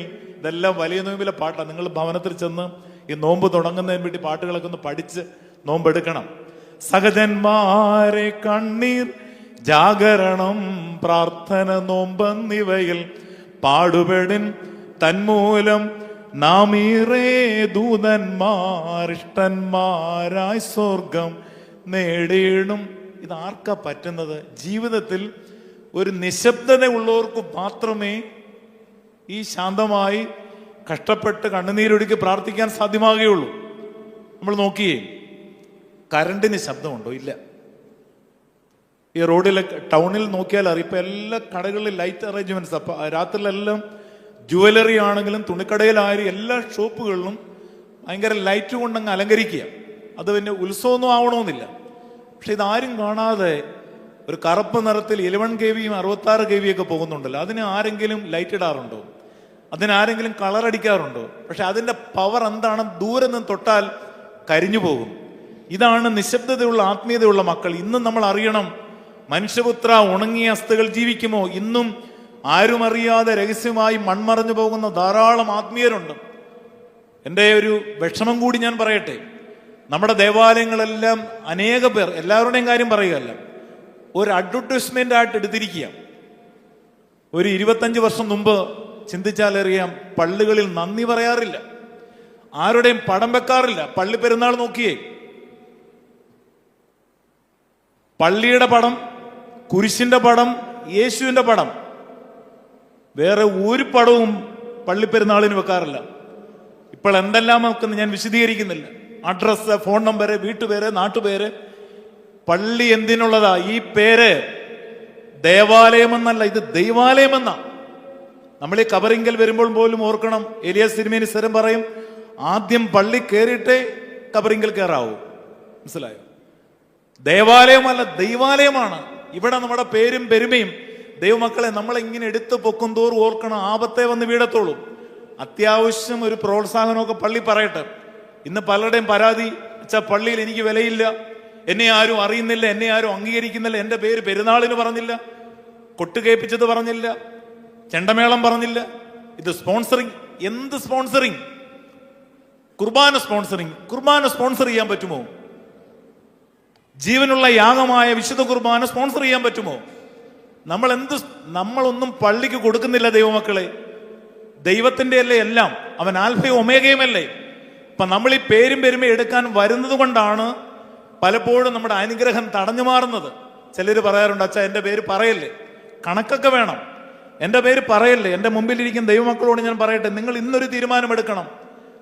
നമ്മളെ ഒരു സ്ഥാനത്താക്കിയാൽ ചെയ്തു, ട്രസ്റ്റിയോ സെക്രട്ടറിയോ കമ്മിറ്റി മെമ്പറോ കൺവീനറോ സമാജമോ യൂത്ത് ലീഗോ ആരോ ആയിക്കോട്ടെ, പക്ഷെ എൻ്റെ പേര്, എൻ്റെ പ്രശസ്തി, എൻ്റെ കുടുംബം, എൻ്റെ വാഹനം, എൻ്റെ ആഭരണം, എൻ്റെ ഡ്രസ്സ്, ഇതെല്ലാം അറിയാനും കേൾക്കാനും എൻ്റെ കുടുംബ മഹിമ വിളിച്ചു പറയാനാണെങ്കിൽ എടുത്തു പൊക്കുന്നവർ തന്നെ നാളെ എടുത്ത് നിലത്തിടും. അതുകൊണ്ടല്ലേ യേശു ക്രിസ്തു കഴുതയുടെ പുറത്ത് കയറിയത്. കഴുതയ്ക്ക് ദൂരമൊരു ദൂരമല്ല, ഭാരമൊരു ഭാരമല്ല. തന്നെ എടുത്തു പൊക്കിയവർ തന്നെ നാളെ ഹോശന്ന എന്ന് വിളിച്ചവർ തന്നെ ക്രൂശിക്കാൻ ക്രൂശിക്കാൻ വിളിച്ചു പറഞ്ഞെങ്കിൽ ദൈവമക്കളെ, ദൈവത്തെ അറിയുന്ന ഈ പരസ്യങ്ങളുടെ പുറകാലെ പോകുന്ന ഈ ഒരു പാരമ്പര്യം മാറണം. യേശുക്രിസ്തുവിനെ സാക്ഷിക്കുവാൻ പെരുന്നാൾ ആഘോഷിക്കുമ്പോൾ വരുന്നത് പരിശുദ്ധനായ ഗീവർഗീസ് നോക്കിയേ, രക്തസാക്ഷിത്വം വഹിച്ച പിതാവാണ്. ആ പെരുന്നാളിനാണോ ഇത്രയും ബഹളങ്ങൾ? അല്ലെങ്കിൽ ഓരോ പെരുന്നാൾ നോക്കിക്കോ, നമ്മൾ പലപ്പോഴും മറ്റു മതങ്ങളുടെ എന്ത് കാര്യങ്ങളും അതെല്ലാം നമ്മളും അനുകരിച്ചുകൊണ്ടിരിക്കുക. പൂർവ്വകാലങ്ങളിൽ ഒരു റാസ അറിയണം, ഏറ്റവും മുന്നിൽ കുരിശും പിന്നെ മെഴുകുതിരിയും ഏവൻഗേലിയോനും വരിവരിയായി ജനങ്ങൾ മധ്യസ്ഥ അണച്ചുകൊണ്ട് പോയൊരു കാലഘട്ടമുണ്ട്. അത് പള്ളിയിൽ വന്ന് കയറുമ്പോൾ തന്നെ അതിൻ്റെ ഒരു പവർ അറിയാൻ പറ്റും. ഇത് പലപ്പോഴും കൺട്രോളുകൾ മാറി, നിയന്ത്രണങ്ങൾ മാറി, പേക്കൂത്തുകളുടെ പുറകാല തുള്ളിച്ചാടുന്ന സമൂഹത്തിൽ നമ്മൾ പളുങ്കുമാലകളുടെ മുത്തുകൾ മാറേണ്ടതിന് പകരം കാട്ടുചങ്ങലകളുടെ അനുഭവങ്ങളിലേക്ക് പോകരുത്. നമ്മളെ ദൈവം വിളിച്ചിരിക്കുന്ന ഈ ഭൂമിയിൽ ദേവാലയത്തിൽ വന്ന് നിശബ്ദമായി ആരുമറിയാതെ നോക്കിയേ, ഒരാൾക്കൊരാളുടെ മുഖം കാണാത്ത പാരമ്പര്യമാണ് നമ്മുടേത്. ഇവിടെ ഇരിക്കുന്ന നോക്കി നിങ്ങൾക്ക് ഒരാളുടെ മുഖം കാണാൻ പറ്റില്ലല്ലോ. കാര്യം എന്താ? ഔഗൻ ബാവ തിരുമേനി പറയുന്നൊരു കൊട്ടേഷനാണ്, എനിക്ക് മുമ്പേ ആരും പള്ളിയിൽ വരരുത്, എന്നെ ആരും ശ്രദ്ധിക്കരുത്. മനസ്സിലായോ? എനിക്ക് മുമ്പേ ആരും പള്ളിയിൽ വരരുത്, എന്നെ ആരും ശ്രദ്ധിക്കരുത്. ദേവാലയത്തിലേക്ക് വന്ന് നമ്മുടെ മുഖം ആരും കാണണ്ട. സ്ത്രീകൾ കണ്ടില്ലേ തലയിൽ അതുകൊണ്ട് ആ മൂടുപടം ഇടും. ഇപ്പൊ അതങ്ങ് മാറ്റി തുടങ്ങി. ഇതൊക്കെ ആര് പഠിപ്പിക്കുന്നതെന്ന് അറിയോ? മുഖം മൂടി വെച്ചേ, തല മൂടി വെച്ച് നമ്മുടെ ത്രോണോസും മുഖവുമായിട്ടൊരു കോണ്ടാക്ട് വരട്ടെ. കുർബാന പോലും പടിഞ്ഞാറോട്ട് കൊണ്ടുവരുമ്പോൾ മുഖം മറച്ചാണ് പുരോഹിതൻ വരുന്നത്. പറയാൻ വേണ്ടിയാണ് അല്പം താഴ്ത്തി പിടിക്കുന്നത്. ഏവൻഗേലിയോൻ പടിഞ്ഞാറോട്ട് വായിക്കാൻ വരുമ്പോഴും മുഖം മറച്ചുകൊണ്ടാണ് വരുന്നത്. അത് പറയാൻ വേണ്ടി താഴ്ത്തി പിടിക്കുന്നതേ ഉള്ളൂ. ഇതെല്ലാം നമ്മൾ തിരിച്ചറിഞ്ഞാൽ അതിൻ്റെ അർത്ഥം ദേവാലയത്തിൽ വരുമ്പോഴും പോകുമ്പോഴും നമുക്കൊരു നിശബ്ദമായ ഒരു ക്യാരക്ടർ രൂപീകരിക്കണം. അല്ലാതെ എന്നെ പത്രങ്ങളിലൂടെ അറിയുവാൻ, എന്നെ ലോകമറിയാനാണ് നടക്കുന്നതെങ്കിൽ തിരുവനന്തപുരം അവൻ്റെ പ്രതിഫലം കിട്ടിപ്പോയി, അവിടെ പ്രതിഫലം കിട്ടിപ്പോയി. നമ്മൾ ആലോചിച്ച് നോക്കിയേ, നമ്മളറിയാത്ത എത്രയോ പേർ ഈ ലോകം വിട്ട് പോയപ്പോൾ ലോകത്തിന് എന്തെല്ലാം നന്മ ചെയ്തിട്ടാണ് പോയത്. പക്ഷെ ഒരു കാര്യം അറിയാം, ലോക പ്രശസ്തിയുടെ പുറകാലെ പോയവർ ലോകം വിട്ട് പോയപ്പോൾ മൃഗങ്ങളെ പോലെ മാഞ്ഞു പോയിട്ടുണ്ട്. ഓർമ്മ കുർബാനയ്ക്ക് പാടുന്ന വരി കേട്ടില്ലേ? ജീവിക്കുമ്പോൾ ദൈവത്തെ പോൽ കൽപ്പിക്കുന്നു, ജീവാന്ത്യത്തിൽ മൃഗമെന്നോണം മാഞ്ഞു പോകുന്നു. മുന്നനാളിൽ കർത്താക്കന്മാർ രാജാക്കന്മാർ, ഇന്ന് അല്പന്മാർ സ്ഥാനഭ്രഷ്ടർ മൃത്യുഗ്രസ്തർ. ജീവിക്കുമ്പോൾ ദൈവത്തെ പോൽ കൽപ്പിക്കുന്നു, ജീവാന്ത്യത്തിൽ മൃഗമെന്നോണം മാഞ്ഞു പോകുന്നു. മുന്നനാളിൽ കർത്താക്കന്മാർ രാജാക്കന്മാർ, ഇന്ന് അല്പന്മാർ സ്ഥാനഭ്രഷ്ടർ മൃത്യുഗ്രസ്തർ. തിരുവചനം സങ്കീർത്തനത്തിൽ പറയുന്നുണ്ട്, ദീർഘായുസ്സുകൊണ്ട് ഞാൻ അവനെ തൃപ്തിപ്പെടുത്തും. എൻ്റെ മുമ്പിലിരിക്കുന്ന പ്രിയമുള്ളവരെ, ആവർത്തി ഞാൻ പറയട്ടെ, ഏത് പ്രായത്തിൽ വിളിക്കുന്നതോടൊപ്പം തന്നെ പ്രായം കൂടിയാലും പേടിക്കണ്ട. ചില അമ്മമാരും മാതാപിതാക്കൾ കണ്ടിട്ടില്ലേ, ഇരുന്നിങ്ങനെ തിരുവചനം വായിച്ചും അവർക്ക് മരണമൊന്നും ഒരു പേടിയല്ല. എപ്പം വിളിക്കുന്നു ആ സമയം വരെയും സങ്കീർത്തനക്കാരൻ പറയുന്നുണ്ട്, ദീർഘായുസ് കൊണ്ട് ഞാൻ അവനെ തൃപ്തിപ്പെടുത്തും. ദീർഘായുസ് കൊണ്ട്, ദൈവം എനിക്ക് തരുന്ന ആയുസ് കൊണ്ട് ഞാൻ അവനെ തൃപ്തിപ്പെടുത്തും. ഇത് പറയുമ്പം വൃദ്ധനായ ശിമിയോന്റെ കൈകളിൽ യേശു വന്നെങ്കിൽ നമുക്കൊരു ചിന്ത വരാം. അച്ഛാ, ദേവാലയത്തിൽ കാത്തിരുന്ന ശിമിയോന്റെ കൈകളിലേക്ക് യേശു ക്രിസ്തുവിനെ കൈകളിലേന്തി. അങ്ങനെയാണെങ്കിൽ ശ്രദ്ധിച്ച് കേൾക്കണം, അങ്ങനെയാണെങ്കിൽ ഈ ദേവാലയത്തിൽ വന്നിരിക്കുന്ന ഈ വാക്യം കേൾക്കുന്ന ഞങ്ങളുടെ ഉള്ളിൽ യേശുവിനെ കണ്ണുകൊണ്ട് കാണാൻ പറ്റുമോ? യേശുവിനെ കൈകളിൽ ഏന്താൻ പറ്റുമോ? പ്രിയമുള്ളവരെ, പറ്റില്ലേ? വിശുദ്ധ കുർബാനയിൽ എന്താ പാടുന്നത്? അഗ്നിമയന്മാർ ആരെ നോക്കി വിറച്ചിടുന്നു, അവനെ മേശയിൽ അപ്പം വീഞ്ഞായി നീ കാണുന്നു. This is real blood, this is real blood. ഇതെന്റെ ശരീരം പോലിരിക്കുന്നല്ല, ഇതെന്റെ രക്തം പോലിരിക്കുന്നല്ല. പക്ഷെ നമുക്ക് പറ്റുന്ന അബദ്ധം എവിടാണെന്ന് അറിയാമോ? പലരും കുർബാന തുടങ്ങി ഏതാണ്ട് തീരാറാവുമ്പോൾ വരുന്നവരുണ്ട്, പകുതി സമയത്ത് വരുന്നവരുണ്ട്. പ്രിയമുള്ളവർ, അതങ്ങ് മാറ്റണം. ശനിയാഴ്ച വൈകിട്ട് സെമിനാരിയിലൊക്കെ ഞങ്ങൾക്ക് 9 മണി കഴിഞ്ഞ് സംസാരിച്ചാൽ ഫൈൻ അടയ്ക്കണം. ഇതൊരു നിസ്സാരമായ ഫൈനാണ്. പക്ഷെ അത് നമുക്ക് റൂട്ട് പറഞ്ഞു തരിക. ഞായറാഴ്ച രാവിലെ പത്രം വായിക്കാനോ റേഡിയോ കേൾക്കാനോ ഒന്നും അനുവാദമില്ല. നമ്മൾ ഈ ഞായറാഴ്ച പള്ളിയിൽ പോയി സംസാരമൊന്നുമില്ല, നമ്മൾ വളരെ ഒരുക്കത്തോടു കൂടി രാവിലെ പള്ളിയിൽ പോയേ ആ കുർബാനയുടെ കൗമേൽ തുടങ്ങി കൗമേൽ അവസാനിക്കുന്നത് വരെയും നമുക്കൊരല്പം പ്രയാസമായിട്ടൊക്കെ തോന്നും. ചിലപ്പം കാല് കടിക്കും, നടുവേദന എടുക്കും. പക്ഷെ ആ പ്രഭാത നമസ്കാരത്തിൻ്റെ കൗമ തുടങ്ങി വിശുദ്ധ കുർബാന തീർന്ന കൗമ വരെ നിന്നാൽ പിന്നീട് ശാരീരിക പ്രയാസമുള്ളവർ, അത് പ്രായവ്യത്യാസമില്ലാതെ സർജറി കഴിഞ്ഞവരോ ഒക്കെ ഇരുന്നു. പക്ഷെ ശരിക്കും പള്ളിയിൽ കസേര ഇടരുതെന്നാണ് ശുശ്രൂഷക്കാർ ചൊല്ലാറുണ്ടല്ലോ. അടക്കത്തോടും ഭയത്തോടും വണക്കത്തോടും വെടിപ്പോടും വിശുദ്ധിയോടും സ്നേഹത്തോടും സത്യവിശ്വാസത്തോടും നല്ല ദൈവത്തോടും കൂടെ നിന്നുകൊണ്ട്, മനസ്സിലായോ, നിന്നുകൊണ്ട്. പക്ഷെ ഇന്ന് പല ശുശ്രൂഷയും കണ്ടിരിക്കുന്നത് അത് ശവസംസ്കാരമാണെങ്കിലും കല്യാണമാണെങ്കിലും ഏവൻഗേലിയോൻ വായിക്കുമ്പോൾ മാത്രം അച്ഛന്മാർ പറയുന്നു പരിശുദ്ധ ഏവൻഗേലിയോൻ വായിക്കുന്നു, എല്ലാവർക്കും എഴുന്നേൽക്കാം. ചില നാടകത്തിൽ പറയുന്ന പോലെ അടുത്തൊരു ബെല്ലോടുകൂടി നാടകം ആരംഭിക്കും. പ്രിയമുള്ളവരെ, ഏവൻഗേലിയോൻ വായിക്കുമ്പോൾ എഴുന്നേൽക്കുന്ന പാരമ്പര്യം നമുക്കല്ല. ഒരു ശുശ്രൂഷ ഇവിടെ നടക്കുമ്പോൾ പറ്റുന്നവർ ഫുൾ ടൈം എഴുന്നേറ്റ് നിൽക്കണം. ഒരു കല്യാണം, അവരുടെ കുടുംബജീവിതം ഇനി എത്ര വർഷം തലമുറകളായുണ്ട് അവിടെ ഇരുന്ന് വർത്താനം പറഞ്ഞ് മൊബൈൽ കളിക്കാനാണോ? ഒരു ശവസംസ്കാരം ഒരു മനുഷ്യന്റെ മുഖത്ത് മണ്ണിടുകയാണ്, ഈ ലോകം വിട്ടു പോകുകയാണ്, ഇരുന്ന് സംസാരിക്കാനുള്ളതാണ്. ഒരു മാമോദിസ ഒരുമിച്ച് 3 കൂദാശകൾ നൽകുന്നതാണ്. അതാ നമസ്കാരത്തിൽ പറയുന്നത് അലസത ലേശം ബാധിച്ചാൽ. ഇപ്പോഴും എനിക്കറിയാം ചിലരൊക്കെ എല്ലാ ശുശ്രൂഷക്രമം പലരുടെയും കയ്യിലുണ്ട്, അച്ഛന്മാരുടെ കയ്യിലുണ്ടെങ്കിലും ചില അൽമാരെ എനിക്കറിയാം. ഒരു കല്യാണത്തിന് പോയാലും ഒരു ശവസംസ്കാരത്തിന് പോയാലും ഒരു ഭവന കൂദാശിക്ക് പോയാലും അവരുടെ ആ പുസ്തകം കാണും. നിങ്ങളും അത് ശീലിക്കണം പ്രിയമുള്ള. നമ്മൾ എത്രയോ കാണുന്നുണ്ട്. ഈ ബൈബിളിന്റെ കാര്യം ഞാൻ മുമ്പേ പറഞ്ഞതുപോലെ ഒരു റെഫറൻസിന് വേണ്ടി ബൈബിൾ മൊബൈലിനകത്ത് നോക്കിക്കും. ഒരു പള്ളിയുടെ പ്രാർത്ഥനയ്ക്ക് പോകുമ്പോഴും ഒരു പ്രാർത്ഥനയോഗത്തിൽ പോകുമ്പോഴും ഒന്നും ഈ മൊബൈൽ വെച്ചല്ല ബൈബിൾ വായിക്കേണ്ടത്. നമ്മുടെ കയ്യിലിരിക്കുന്ന ഒരു ബൈബിൾ നമ്മളോട് സംസാരിക്കുന്നതാ. അതിനൊരു നിശബ്ദത ഉണ്ടെങ്കിലും അതിനൊരു പ്രകാശമുണ്ട്. അതാ സദൃശവാക്യം പറയുന്നത്, കൽപ്പന ഒരു ദീപവും ഉപദേശം ഒരു വെളിച്ചവും പ്രബോധനത്തിന്റെ ശാസനകൾ ജീവന്റെ മാർഗമാണ്. പിന്നെ പറയുന്നു, നീ നടക്കുമ്പോൾ അത് നിനക്ക് വഴി കാണിക്കും, നീ ഉറങ്ങുമ്പോൾ നിന്നെ കാക്കും, നീ ഉണരുമ്പോൾ നിന്നോട് സംസാരിക്കും. ഇതിനോടകം തന്നെ 600 ചെറുപ്പക്കാർക്ക് ഗോസ്പൽ ഫോർ യൂത്ത് എന്ന പേരിൽ ഞാനും എൻ്റെ ഒരു സഹോദര കൂട്ടുകാരനും കൂടെ കുറെ കുഞ്ഞുങ്ങളെ ബൈബിൾ കൊടുത്തും പാമ്പാക്കൂടെ കൊടുത്തും ശീമാ നമസ്കാരം കൊടുത്തും പഠിപ്പിച്ചുകൊണ്ടിരിക്കുക. എല്ലാ ദിവസവും രാവിലെ അവർക്ക് വാക്യങ്ങൾ അയച്ചു കൊടുക്കുന്നുണ്ട്. കാരണം നിങ്ങൾ ഈ ബൈബിളിനോടൊപ്പം തന്നെ എല്ലാ ഭവനത്തിലും ശീമാ നമസ്കാരം വേണം. അതുകൂടാതെ തന്നെ പാമ്പാക്കൂട നമസ്കാരം, ഇന്ന് രാവിലെ നമസ്കാരത്തിന് കേട്ടില്ലേ, അതിനകത്ത് എല്ലാ പ്രാർത്ഥനയുണ്ട്. കുളിക്കുമ്പോഴും നടക്കുമ്പോഴും ഭക്ഷണം കഴിക്കുമ്പോഴും പള്ളിയിൽ പോകുമ്പോഴും ഒക്കെ പ്രാർത്ഥിക്കേണ്ട പ്രാർത്ഥനകൾ. എന്താ അതിൻ്റെ അർത്ഥം? ഇടപെടാതെ പ്രാർത്ഥിക്കണം, എപ്പോഴും പ്രാർത്ഥിക്കണം. ഈ 2-3 ഗ്രന്ഥങ്ങൾ എപ്പോഴും നമ്മുടെ ജീവശ്വാസവും ജീവ ആഹാരവുമായി മാറി. എങ്ങനെ മാറണം? ഒരു സൈലൻസ്.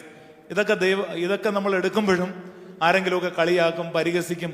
വാക്കുകൊണ്ടൊന്നും ആരെയും തോൽപ്പിക്കേണ്ട പ്രിയമുള്ളവരെ. അതൊക്കെ അവിടെ വിട്ടേരെ. യേശുവിനെ എന്തെല്ലാം കളിയാക്കി, മുഖത്ത് തുപ്പി ഇല്ലേ, ആണി തറച്ചു, പരിഹസിച്ചു, കളിയാക്കി. യേശു കൊടുത്ത മറുപടി എന്താ? സൈലൻസ് ഇല്ലേ? വേണമെങ്കിൽ ഒന്ന് പറഞ്ഞാൽ എല്ലാം താഴെ വീണേനെ. പക്ഷെ കർത്താവ് ക്രൂശിക്കപ്പെട്ടവനല്ല, നമുക്ക് വേണ്ടി ക്രൂശിൽ തൂങ്ങപ്പെട്ടവനാണ്. അവൻ നമുക്ക് വേണ്ടി ക്രൂശിൽ തൂങ്ങപ്പെട്ടവനാ. പരിഹാസവും പഴിയും ഒക്കെ വരുമ്പോഴും അതാ യേശു ഗിരിപ്രഭാഷണത്തിൽ പഠിപ്പിച്ചത്, നീ നിശബ്ദമായിരിക്കണം. എന്തു വേണ്ടി? എന്റെ നാമത്തിൽ സകലരും നിങ്ങളെ ദുഷിച്ചു പറയുമ്പോൾ നിങ്ങൾ ഭാഗ്യവാന്മാർ. ഇവിടെ ഏറ്റവും കൂടുതൽ കുടുംബസ്ഥരാണ്. കുടുംബജീവിതത്തിൽ ഞാൻ പറയട്ടെ, ഭാര്യ ഭർത്തൃ ബന്ധങ്ങളിൽ ഒരു നിശബ്ദത ആവശ്യമാണ്. അതിൻ്റെ അർത്ഥം മിണ്ടാതിരിക്കണമെന്നല്ല കേട്ടോ, മിണ്ടാതിരിക്കണമെന്നല്ല. എൻ്റെ ഭർത്താവ് എന്ത് പറയുമ്പോഴും ഇത് രജിസ്റ്റർ മാരേജിലൂടെ ഞാൻ ചേർന്നതല്ല. എനിക്ക് പള്ളിയിൽ വെച്ച് പുരോഹിതന്മാർ കൈപിടിച്ച് യോജിപ്പിച്ചിട്ട് മക്കളെ എന്ന് വിളിച്ചതാണ്. മക്കളെ, നിങ്ങൾ നിൽക്കുന്ന ജീവമേശ, സ്ലീബ, ഏവൻഗേലിയോൻ, ജനക്കൂട്ടം, ഹൃദയവിചാരങ്ങൾ അറിയുന്ന തമ്പുരാന്റെ സന്നിധിയിലാണ് നമ്മളെ നിർത്തി ചേർത്തിരിക്കുക. മരണത്തിൽ മാത്രമേ ഈ വിവാഹം വേർപെടുത്താൻ സാധ്യമാകുകയുള്ളൂ. രജിസ്റ്ററിൽ ഒപ്പിട്ടാലും ഭക്ഷണം കഴിച്ചാലും തീരുന്നില്ല. പക്ഷെ മരണം വരെ എന്ത് ത്യാഗം സഹിച്ചും ദൈവം എനിക്ക് തന്ന ഭർത്താവാണെന്നുള്ള ബോധ്യം, ദൈവം എനിക്ക് തന്ന ഭാര്യയാണെന്നുള്ള ബോധ്യം, അതൊരു നിശബ്ദതയിൽ വന്നാൽ ഇന്നല്ലെങ്കിൽ നാളെ ചിലപ്പം നമ്മൾ പ്രതീക്ഷിക്കുന്ന തരത്തിൽ ഭർത്താവിൽ നിന്നോ ഭാര്യയിൽ നിന്നോ ഒരു സപ്പോർട്ട് വന്നില്ലെങ്കിൽ മക്കളിലൂടെ വിടും. അല്ലെങ്കിൽ നമുക്ക് ഏതെങ്കിലും സഹായം, തിരുവചനം പറയുന്നില്ലേ, എൻ്റെ സഹായം എവിടെ നിന്ന് വരും? എൻ്റെ സഹായം ആകാശവും ഭൂമി സൃഷ്ടിച്ച യഹോവയുടെ സന്നിധിയിൽ നിന്ന് വരും. ഞാൻ എൻ്റെ കണ്ണ് പർവ്വതത്തിങ്കിലേക്ക് ഉയർത്തും. എൻ്റെ സഹായം എവിടെ നിന്ന് വരും? എൻ്റെ സഹായം ആകാശവും ഭൂമി സൃഷ്ടിച്ച യഹോവയുടെ സന്നിധിയിൽ നിന്നാണ് വരുന്നത്. അതുകൊണ്ട് ഈ മാനുഷികമായിട്ടുള്ള ശബ്ദങ്ങളൊക്കെ ഒന്ന് കുറച്ചേ, മാനുഷികമായിട്ടുള്ള ബഹളങ്ങളൊന്ന് മാറ്റിയേ, ആവശ്യമില്ലാത്ത പരസ്യങ്ങളൊന്ന് മാറ്റിയേ. എന്നെ ആരും അറിയാതെ, എന്നെ ആരും എടുത്തു പൊക്കാതെ എനിക്ക് ദൈവം തമ്പുരാൻ നിന്ന് നിശബ്ദമായ ഒരു ജീവിത കാലഘട്ടം. നമുക്കറിയാം, ഇന്ന് ഏത് കോണിലോട്ട് നോക്കിയാലും പണ്ടൊക്കെ 70, 80, 90, 100 കഴിഞ്ഞ് പല്ലു പൊഴിഞ്ഞ് മുടി നരച്ച് നട്ടല് കൂനി മാത്രമേ പലരും മരിക്കത്തുള്ളൂ. ഇന്ന് ചെറുപ്പക്കാരൊക്കെ കുഴഞ്ഞു വീണ് മരിക്കുന്ന ഒരു കാലഘട്ടമാണ്. എവിടെ നോക്കിയാലും നമ്മൾ കണ്ടും കേട്ടും നമ്മുടെ കണ്ണ് മന്ദീഭവിച്ചു. പക്ഷെ ഒരു കാര്യം നമ്മൾ അറിയാം, ഏത് പ്രായത്തിൽ വിളിച്ചാലും പ്രിയമുള്ളവരെ, ഒരു കാര്യം വ്യക്തമായി നമ്മൾ അറിയണം. ആ പ്രായത്തിൽ വിളിക്കുമ്പോഴും ഇപ്പോൾ നാഥാ തിരുവചനം പോലെ അടിയനെ സമാധാനത്താൽ വിട്ടയക്കുന്നു. ഒരു ബഹളങ്ങളുടെ ഒരു കാലഘട്ടം ഇവിടെയുണ്ട്. പക്ഷെ ആ ബഹളങ്ങളുടെ ഇടയിലും ഞാൻ മുമ്പേ പറഞ്ഞ ഇയ്യോബിന്റെ പുസ്തകം നിങ്ങൾ അണ്ടർലൈൻ ചെയ്ത് വീട്ടിൽ ചെന്ന് പറ്റുമെങ്കിൽ ഈ വാക്യത്തോടൊപ്പം തന്നെ ഈ വാക്യം കൂടി നിങ്ങളൊന്ന് കാണാതെ പഠിക്കണം. ഇയ്യോബ് 8:5, 6, 7. നീ ദൈവത്തെ ശ്രദ്ധയോട് അന്വേഷിക്കുകയും സർവശക്തനോട് അപേക്ഷിക്കുകയും ചെയ്യുമ്പം നീ നിർമ്മലനും നേരുള്ളവനുമാണെങ്കിൽ അവനിപ്പോൾ നിന്റെ അടുക്കലേക്ക് ഉണർന്നു വരും. പിന്നെ പറയുന്നുണ്ട്, നിന്റെ നീതിയുള്ള വാസസ്ഥലം യഥാസ്ഥാനമാക്കും. നിന്റെ പൂർവസ്ഥിതി ലഘുവായിരിക്കും, നിന്റെ അന്ത്യസ്ഥിതി അതിമഹത്തായിരിക്കും. വാക്യം ശ്രദ്ധിച്ചോ? നിന്റെ പൂർവസ്ഥിതി ലഘുവായിരിക്കും, നിന്റെ അന്ത്യസ്ഥിതി അതിമഹത്വമായിരിക്കും. അവസാനം നമുക്ക് കിട്ടുന്ന ഒരു ദൈവികമായ യാത്രയുണ്ട്. അത് അന്ത്യസ്ഥിതി അതിമഹത്തായിരിക്കും. ശരിയായ ഒരു സംസ്കാരത്തിലൂടെ ഈ ലോകം വിട്ടു പോകാൻ, ക്രിസ്ത്യാനിക്ക് ഉചിതമായ നല്ലൊരു അന്ത്യത്തിന് നമ്മളെ യോഗ്യരാക്കുവാൻ നമ്മുടെ സഭയുടെ ഉദാശകൾ നോക്കി മാമോദിസായിൽ ശോശപ്പ കൊണ്ട് മാമോദിസ തൊട്ടിയിൽ ആഘോഷിക്കും. അവിടെ മൂറോനൊഴിക്കും. എന്നിട്ടാണ് കുഞ്ഞിനെ പേര് ചൊല്ലി വിളിക്കുന്നത്. പേര് ചൊല്ലി വിളിച്ച് സഭയിലേക്ക് ചേർക്കുക. അവിടെ ഒരു കാര്യം കൂടി പറയട്ടെ, പലപ്പോഴും ഈ മറ്റു മതസ്ഥർ ഇടുന്ന പേര് നോക്കി, ഹൈന്ദവ സഹോദരങ്ങൾ പേരിട്ടാൽ ചന്ദ്രൻ, ലക്ഷ്മി, ഇതെല്ലാം ഈശ്വരനാമത്തിന്റെ ഫ്രീക്വൻസികളാണ്. മുസ്ലിം സഹോദരങ്ങൾ പേരിട്ടാലും നബിയുമായി ബന്ധപ്പെട്ട പേരാ. ക്രൈസ്തവർ പണ്ട് പേരിടുമ്പോഴെല്ലാം യേശുവിൻ്റെയും ശിഷ്യന്മാരുടെ ഒക്കെ പേരുകൾ ചേർത്താണ്. നമുക്കറിയാം, യേശുദാസ്, അതുപോലെ ഫുട്ബോൾ താരങ്ങൾ ക്രിസ്ത്യാനോ റൊണാൾഡോ, ഇതെല്ലാം ദൈവനാമത്തിന്റെ ഫ്രീക്വൻസി. ഇന്ന് പേരൻസിന്, പ്രത്യേക ക്രൈസ്തവരുടെ ഇടയിൽ മാമോദിസയ്ക്ക് ഇടുന്ന പേരല്ല ഇഷ്ടം. പട്ടിയുടെയും പൂച്ചയുടെയും മൃഗത്തിന്റെ അപ്പന്റെ അമ്മയുടെയും എല്ലാം പേരിന്റെ ആദ്യം ചേർത്തങ്ങ് ഇടുക. വളർച്ച അതുപോലെ വരൂ. യോഹന്നാൻ എന്ന പേരെഴുതിയപ്പെടില്ലേ സക്രിയാവിന്റെ നാവ് തുറന്നത്? അതുപോലെ തന്നെ യേശുവിന്റെ ജനനത്തിന് മുന്നേ പറയുന്നുണ്ട്, യേശു എന്ന് പേരിടണം. ദാൻ ഗോത്രത്തിലെ സ്വരാജപുരുഷനായ മനോഹയോടും മച്ചിയായവന്റെ ഭാര്യയോടും പറയുന്നുണ്ട്, ശിംശോൻ എന്ന് പേരിടണം. അപ്പോൾ ഈ പേരിനും വലിയ പവറാണ്. നമ്മളെ മാമോദിസായിലൂടെ ചേർത്ത് ശോശപ്പ കൊണ്ട് ആഘോഷിച്ച് മൂറോനൊഴിച്ച് മാമോദിസായിലൂടെ പേര് ചൊല്ലി വിളിച്ചാൽ, ഇനി സ്കൂളിലോ ഒരു പേര് കൊടുത്തോ കുഴപ്പമില്ല. പക്ഷെ പള്ളിയിൽ കുർബാനയ്ക്ക് നിങ്ങൾ ഓർക്കണം, നിശബ്ദമായ തുയോബയ്ക്ക് നിങ്ങൾ എഴുതി കൊടുക്കുന്ന പേര് മാമോദിസയ്ക്കിട്ട പേരായിരിക്കണം ദൈവമക്കളെ. ആ പേര് തന്നെ ആയിരിക്കണം. കുർബാനയ്ക്ക് കൊടുക്കുന്ന പേരെങ്ങനെ ആയിരിക്കണം? ഈ കുർബാനയ്ക്ക് തന്നെ എത്ര പേരാ ഇപ്പം നമ്മൾ ഈ ബർത്ത്ഡേക്കും അതുകൂടാതെ തന്നെ വിവാഹ വാർഷികത്തിനും ഓടൊപ്പം തന്നെ നമ്മുടെ പേരുകളൊക്കെ കുർബാനയ്ക്ക് നമുക്കൊരു പ്രയാസമുള്ളപ്പോഴൊക്കെ നമുക്ക് പേര് കൊടുക്കാം. നമ്മുടെ ദേവാലയത്തിലെ ഈ ഒരു പവറുകൾ അറിയണം. ധനഹാവെള്ളം നിശബ്ദമായ ഒരു മെഡിസിനാണത്. നിശബ്ദമായ ഒരു മെഡിസിനാണ്. ഈ പള്ളിയിലെ വിളക്കിലെ എണ്ണ നിശബ്ദമായ ഒരു മെഡിസിനാണ്. ഈ ദേവാലയത്തിലെ മൂറോന്റെയും കുന്തിരിക്കുന്നതിന്റെയും മണം നിശബ്ദമായ ഒരു മെഡിസിനാണ്. അല്ലാതെ എല്ലാം ബഹളം വെക്കുന്ന കാര്യങ്ങൾ മാത്രമല്ല. ഇത് നമ്മൾ ഫീൽ ചെയ്യണം. നമ്മൾ ഈ യേശുവിനെയും ശിഷ്യന്മാരെയും പിതാക്കന്മാരെയും നോക്കി അവർ ഏറ്റവും കൂടുതൽ നിശബ്ദതയാണ് നമ്മളെ പഠിപ്പിച്ചത്. ബഹളമല്ല. വേണ്ട, ഒരു ബാങ്കിൽ നോക്കി ഉന്നത സ്ഥാനത്തിരിക്കുന്ന മാനേജർ വളരെ നിശബ്ദമായിട്ട് സംസാരിക്കും. ഒരു പോലീസ് ഉദ്യോഗസ്ഥരെ നോക്കി ഉന്നത സ്ഥാനത്തിരിക്കുന്നവർ ശാന്തമായിട്ട് സംസാരിക്കും. നമ്മുടെ വില കൂടുന്തോറും ശബ്ദം കുറയും, വില കുറയും തോറും ശബ്ദം കൂടും. പലരും പറയാറുണ്ട്, ഓർത്തഡോക്സ് സഭയിൽ വന്നാൽ ഇവിടെ കൊട്ടില്ല, ബഹളമില്ല, കിലുക്കില്ല, ഒരു ഉണർവില്ല, നിരങ്ങി. അതല്ല, നിശബ്ദതയ്ക്കാണ് ഒരു പവർ. ഇപ്പം കൊച്ചു സ്കൂളിലൊക്കെ പഠിക്കുന്ന, ഇംഗ്ലീഷ് മീഡിയത്തിൽ പഠിക്കുന്ന കുഞ്ഞുങ്ങൾക്കില്ലയോ ഈ കിൽക്കും പെട്ടിയും പാട്ടും ഒക്കെ കൊടുക്കുന്നത്? 10ാം ക്ലാസ്സിലും ഡിഗ്രിക്കും പഠിക്കുന്നവർക്ക് അതെടുത്ത് കൊടുക്കാറുണ്ടോ? അതുകൊണ്ട് ഈ തുള്ളിച്ചാടി ബഹളം വെച്ച് പ്രാർത്ഥിക്കുന്ന ബഹളമല്ല അത്. നമുക്ക് യഹോവയുടെ ശക്തിയുടെ രുചി തിരിച്ചറിയാത്തത് കൊണ്ടാണ്. വ്യക്തമായിട്ട് ഞാൻ പറയട്ടെ, ഞാൻ എൻ്റെ വാക്കുകളുടെ അവസാന ഭാഗത്തേക്ക് കടന്നു വരികയാണ്. The man of justice, the man of silence. ദേവാലയത്തിൽ ഇരുന്ന്, എനിക്ക് ഈ പരുമലപ്പള്ളിയിലും അറിയാം, ഇപ്പം എത്രയോ പ്രാവശ്യം ഞാൻ ഇവിടെ കടന്നു വന്ന് പ്രബോധനം നടത്തിയിട്ടുണ്ട്, അല്ലാതെയും വന്നിട്ടുണ്ട്. പക്ഷെ വരുമ്പോഴെല്ലാം ആരും അറിയാതെ കവറിങ്കിലും പള്ളിയിലും ശാന്തമായിരുന്ന് ബൈബിൾ വായിക്കുന്ന എത്ര പേരുണ്ട്.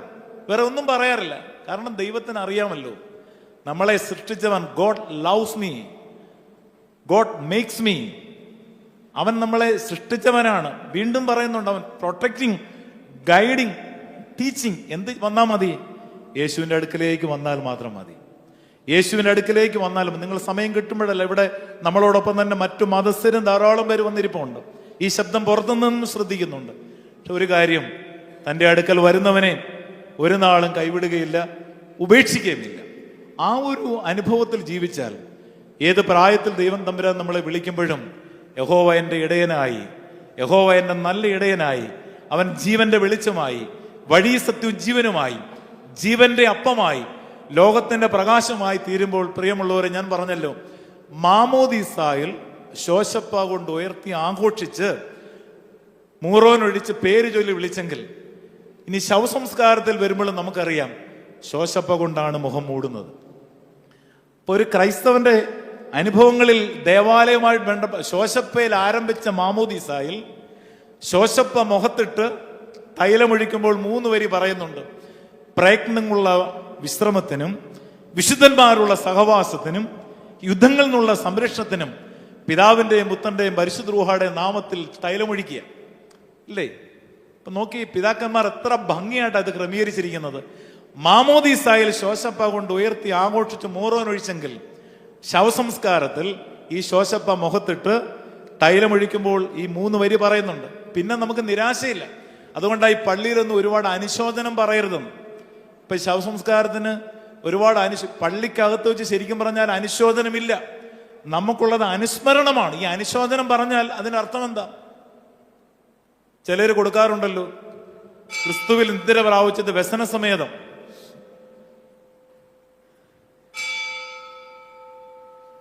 ക്രിസ്തുവിൽ നിദ്ര പ്രാപിച്ചത് വ്യസന സമേതമില്ല. ക്രിസ്തുവിൽ മൃതരായവർ ഭാഗ്യവാന്മാരാ. ആ ഒരു ഭാഗ്യ അനുഭവം നന്നായി നമ്മൾ അനുഭവിച്ചാൽ തേജസ്സിന്റെ അനുഭവത്തിൽ നമുക്ക് ജീവിക്കാൻ സാധിക്കും. ഈ വാക്യം നിങ്ങൾ മറക്കരുത്. വിശുദ്ധ ലൂക്കോസിന്റെ സുവിശേഷം 2-ാം അധ്യായത്തിന്റെ 27-ാമത്തെ വാക്യം: ഇപ്പോൾ നാഥ തിരുവചനം പോലെ അടിയനെ സമാധാനത്താൽ വിട്ടയക്കുന്ന വൃദ്ധനായ ശിമിയോൻ. ഈ വാക്യം നമുക്ക് തരുന്നത് ഒരു നല്ല സ്തുതിഗീതമാണ്. 3 ചിന്തകളാണ് ഞാൻ ഇതിനകത്ത് ചേർത്ത് പറഞ്ഞത്. ഒന്ന്, the victory over self and victory over circumstances. 2, the man of justice, the man of silence. ഈ പോയിന്റുകളെ ക്രോഡീകരിക്കുമ്പം ഞാൻ എല്ലാ പ്രബോധനത്തിലും പറഞ്ഞു പഠിപ്പിക്കുന്ന 4 വരി പ്രാർത്ഥന കൂടിയുണ്ട്. ഇത് ടൈറ്റസ് അച്ഛൻ്റെ പ്രാർത്ഥനയല്ല. നിങ്ങളിത് ജീവിതത്തിൽ ഏത് സമയത്തും ഈ 4 വരി പ്രാർത്ഥന നിങ്ങളുടെ ഉള്ളിൽ സൂക്ഷിക്കണം. എനിക്ക് തോന്നുന്നു ഇത് പലരും കാണാതെ അറിയാം. എങ്കിൽ ഇത് പിതാക്കന്മാരുടെ ലിറ്റർജിയിൽ നിന്ന് ഞാൻ എഴുതി എൻ്റെ ഡയറിയിൽ സൂക്ഷിച്ചിരിക്കുന്നതാണ്. ഞാൻ ഈ പറഞ്ഞു തരുമ്പം നിങ്ങൾ പറ്റുമെങ്കിൽ നിങ്ങളുടെ മനസ്സിലൊന്ന് മന്ത്രമായിട്ട് സൂക്ഷിക്കണം. അപ്പം നമുക്കൊരു സമാധാനത്തിൻ്റെ ജീവിതം ദൈവം തമ്പുരാൻ തരും. ഈ പലരും പറയാറുണ്ടല്ലോ, അച്ഛാ ജീവിതം ബോറടിച്ചെന്ന്. ഒരിക്കലും ബോറടി. ഈ കൊറോണ വന്നപ്പോഴും ഒക്കെ പലരും ബോറടിച്ചെന്നാ. ബോറടിക്കില്ല. ദൈവമക്കളുടെ ജീവിതത്തിൽ മരണം വരെയും സഹോദരങ്ങളെ ബോറടിക്കില്ല. നിങ്ങൾ ഈ പ്രാർത്ഥന കൂടി ചൊല്ലിയാൽ മതി. 1, ദൈവമേ നിന്റെ തേജസ് എൻ്റെ മേൽ ഉദിപ്പിക്കണമേ. ദൈവമേ നിന്റെ ഹൃദയം എന്നിൽ പകരണമേ. ദൈവമേ എൻ്റെ ഉൾക്കണ്ണുകളെ പ്രകാശിപ്പിക്കണമേ. ദൈവമേ നിന്റെ വഴികളിലൂടെ എന്നെ നടത്തണമേ. ഒന്നുകൂടെ ഞാൻ പറയാം, ഓർത്തിരിക്കാം. ലളിതമായ വരികളാണ്. ദൈവമേ നിന്റെ തേജസ് എൻ്റെ മേൽ ഉദിപ്പിക്കണമേ. ഏത് പ്രയാസങ്ങൾ വരുമ്പോഴും നമ്മുടെ മുഖം വാടരുത്.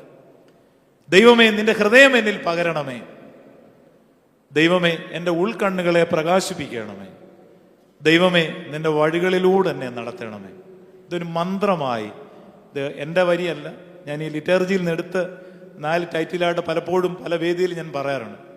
ഒന്നുകൂടെ നിങ്ങൾ ഓർത്തേ: ദൈവമേ നിന്റെ തേജസ് എൻ്റെ മേൽ ഉദിപ്പിക്കണമേ. നിന്റെ ഹൃദയം, മകനെ മകളെ, നിന്റെ ഹൃദയം എനിക്ക് തരിക. നിന്റെ ഹൃദയം എന്നിൽ പകരണമേ. എൻ്റെ ഉൾക്കണ്ണുകളെ പ്രകാശിപ്പിക്കണമേ. പാമ്പാക്കുട നമസ്കാരത്തിലുണ്ട്, കർത്താവെ, ദൈവിക മർമ്മങ്ങൾ ഗ്രഹിക്കുവാൻ എൻ്റെ മനോനയനങ്ങളെ പ്രകാശിപ്പിക്കണമേ. ഇപ്പം എൻ്റെ ഉൾക്കണ്ണുകളെ പ്രകാശിപ്പിക്കണം. നാലാമത്തതാണ് ഏറ്റവും ശ്രേഷ്ഠം, നിന്റെ വഴികളിലൂടെ എന്നെ നടത്തണമേ. അപ്രകാരം ജീവിക്കുമ്പോൾ നമ്മളെല്ലാം ഈ ലോകം വിട്ടു പോകുമ്പോൾ കേൾക്കേണ്ട ഒരു ശബ്ദമുണ്ട്. ഇപ്പോൾ നാഥ, തിരുവചനം പോലെ അടിയനെ സമാധാനത്താൽ വിട്ടയക്കുന്നു. ഇപ്പോൾ നാഥ, തിരുവചനം പോലെ അടിയനെ സമാധാനത്താൽ വിട്ടയക്കുന്നു. പ്രിയമുള്ളവരെ, ദൈവിക അനുഭവങ്ങളോടുകൂടെ ഈ ഒരു വാക്യം നമ്മുടെ മനസ്സിനെ ബലവത്താക്കട്ടെ. ദൈവത്തിൻ്റെ പരിശുദ്ധ രൂഹ സഹായിക്കട്ടെ.